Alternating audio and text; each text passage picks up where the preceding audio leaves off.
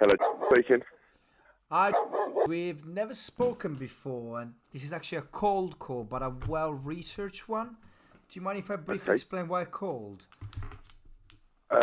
Very quickly, because I'm just in the middle of something. Absolutely.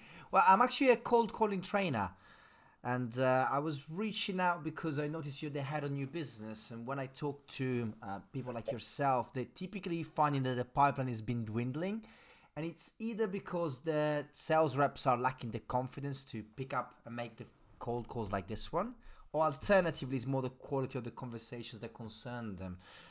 But you might tell me you got the best cold callers in the country already, and then I can let you get on with your tasks. We certainly don't, but just so you're aware, I'm about 6, 7 weeks into this role. I Yeah. inherited a team who need a hell of a lot of work, and I've been investing that time myself into my team. So it's very much a work in progress at the moment, but I am effectively training, leading and coaching them. And until I've completed my work with them, it's probably too early for me to say, look, this is the area where I've identified I want to bring in some external support.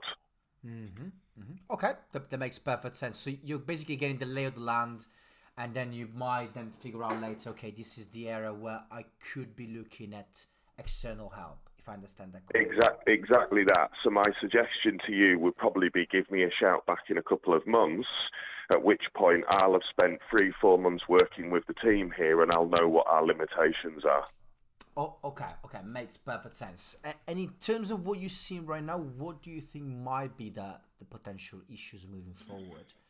I think it could be support with overcoming specific industry objections. We operate within multiple verticals, and them getting an understanding of the different buyer personas or people that we're speaking to and tailoring individual conversations to those industry experts or industry verticals. That I think is being the challenge at the moment. But as I say, I've been working with them 6 weeks. They have gone from 2 converted sales in August to a run rate of 36 in October so far Fucking in hell. 10 days. All right, So that's not bad. I'm working my magic. I need to see where we end up. But ultimately, the guys are responding extremely well to my training already. Okay, it sounds good. Do you mind if I just make an observation of what you mentioned about the objections for the industry specific? Of course. Because you mentioned that, and is that then coming to the fact that they are more talking about features and benefits rather than discussing the problems per se, possibly? I think you're probably right there. It is. They're not asking up front the question, tell me about your job role, tell me what you do on a daily basis, and asking to explore that process and then looking to identify the pain points from that process. What they're doing is they're probably wanting to sell the features and benefits regardless of the job role. So they're not making it specific to the individual. I think once we capture that and we understand that that has to be done every single time to different industry and different buying persona, then we'll have even more success. Okay, makes sense. So it's really about that shift of I'm trying to sell versus I'm trying to fix a problem, I guess. Exactly that. More of a consultative sale, which is exactly what software is all about, really. Okay, makes perfect sense. So look, what would you recommend me do to, let's say, follow up in a timely manner so that the next conversation might be even more productive than this one? Um, sorry, say again. What do you need you to do, or what? Sorry, what Yeah. was the question? What would you recommend me do so that the next conversation is even more productive from my side? The challenge for me, and sorry, I didn't catch your name at the beginning. This is Giulio Segantini. Julius, right? Julius, yes. So, Julius, I think for me, the problem, as I say at the moment, is I'm not 100% sure what additional support these guys are going to need. I do think we will probably need, I say need, but we will benefit from some additional external viewpoints and support. I don't believe that, everything should come through me, that the guys will only benefit from one opinion.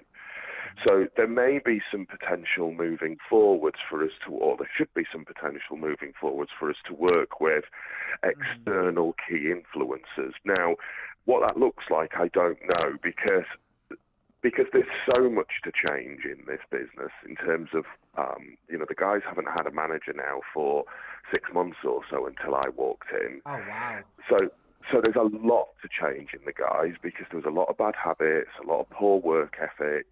I've already lost 4 team members. I've just recruited 6 more. We are a massively changing team at this moment in time, and the guys are working extremely hard. It's very difficult for me to predict necessarily what might be our current position in 6 to 8 weeks' time and what support. I would suggest you give me a call and we have another discussion like this and we see what position I'm in, and then I can probably give you more of a detailed opinion of where I think individual specific training needs are. Perfect. Okay, that makes perfect sense. By the way, you're not half as tough as you were saying you would be over LinkedIn. Sorry? We actually spoke on LinkedIn already. I am the weirdest cold calling trainer. And you said you were a very tough prospect. You're actually very pleasant. To be honest, I thought you might be that individual. I had a gut feeling, but you didn't give me your name at the beginning, which is why I asked for your name, and it didn't recognise it. So you've caught me on a Friday morning. I'm in a reasonably good mood, and yeah, you handled the call pretty well. You asked me for some time, yeah, and I was willing to give you some time. So, yeah, decent call. But I do remember the conversation on LinkedIn as well. Look, you see, I never bring it up because I always try to want to go cold. Because otherwise, if you say, hey, we spoke on LinkedIn, it's not a cold call anymore, is it? So I'd rather people test me from zero, let's say. So I'm happy you're satisfied. Okay, so look, when exactly do you think would be a good time to give you a call back? Julius, give me a call end of November. End of November, perfect. Would it be a terrible idea to send you a placeholder so you know I'm going to be calling you? No, you can do that. Absolutely no problems with that at all. Drop me it across on... Is he... Correct. Perfect. Okay, awesome. I'll just send you one in the afternoon of maybe not the end, maybe 26, 27, because probably the last few days you'll be busy trying to work with the pipeline.